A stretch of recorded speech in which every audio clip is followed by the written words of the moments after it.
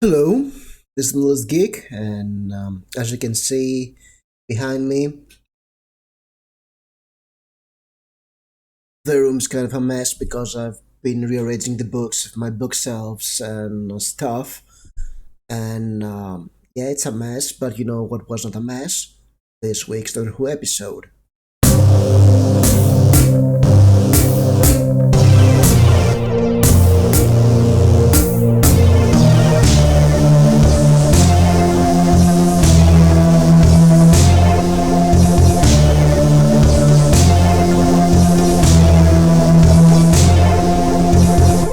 I don't know how many of you noticed that I haven't seen any reviews at this moment, but what really surprised me in this episode is that it had a cold opening.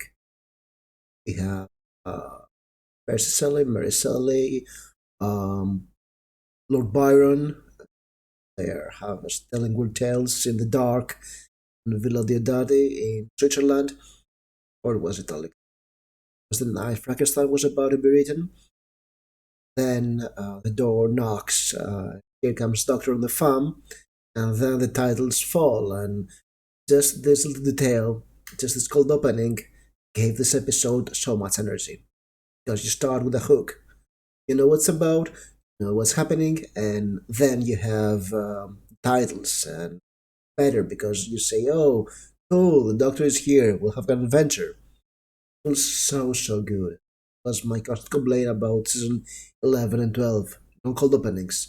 Cold openings work and they should return. So this episode was written by Maxine Alderton, who is a total rookie. She has very few writing credits. Said two more episodes in BBC series, and this one, she puts most of the writers of Doctor Who the same. And of course, Chris Chibnall is not credited as a co-writer, so that's good. That makes the episode very good, in my opinion. Yeah, this episode is about for the farm interacting with historical personalities. The night Frankenstein is about to be written, but Frankenstein is not written. That find out, and Percy Shelley is not to, nowhere to be found, and weird stuff happening in the villa. There is an air of mystery.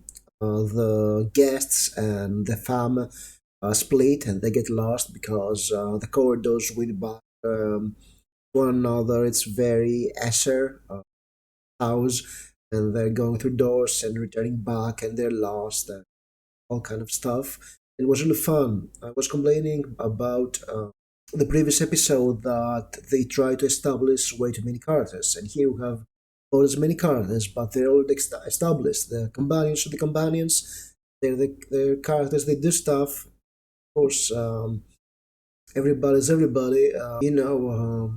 Graham is a bit lost in there, and Yaz is big-headed, and Ryan is Ryan, but was not totally musculated. This episode was great.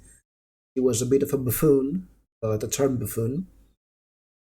The new characters are actually historical personalities, so it's very easy to establish them. We know them from history. We know who Lord Byron is. We know who the Sallys are. Then we have the butler and the governess and all this kind of stuff, and his sisters. So yes, it's very easy to. Yes, and there is also Dr. Paul Dory, father of vampire fiction, and it's very easy to follow what's happening because okay, I couldn't. Sometimes I was sure who was its character, but you know who they are. It's very easy to establish them. The episode is rolling and stuff are happening constantly, so this creates interest. That was very good. That reminded me of classic New Who, of the RTD era, of Moffat era. It was very simple, and halfway through we have an answer about what's happening, and we have the low Cyberman and a lot of stuff. And actually, it doesn't preach much. Gets to a point towards the end when the farm has to make a very tough decision. The doctor has to make a very tough decision, and actually gives quite some perspective to them about why she's doing certain stuff and why she's not doing other stuff. And yes, that was interesting. That was quite mature. It was not about preaching about current issue X. Instead, it was about about the mythos, the adventure, the time travel, and the consequences of time travel, Doctor's world, ethical dilemmas, and the characters acted like human beings. They were afraid. They were.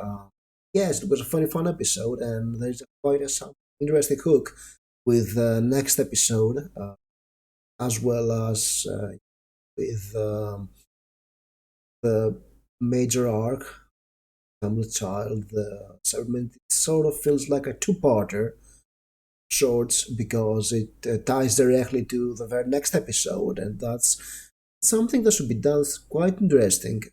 Creating an arc of adventure, one of adventures that tie to one another. And if they go for season 13, they should try to do that. Have its episode linked to the next one.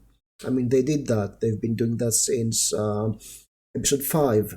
Yeah, so 5, the Fuse of the Dune, tied to Praxis, and then the Haunting of Villa Diodati um, ties to the next one, Assassin of Cybermen. It was quite interesting.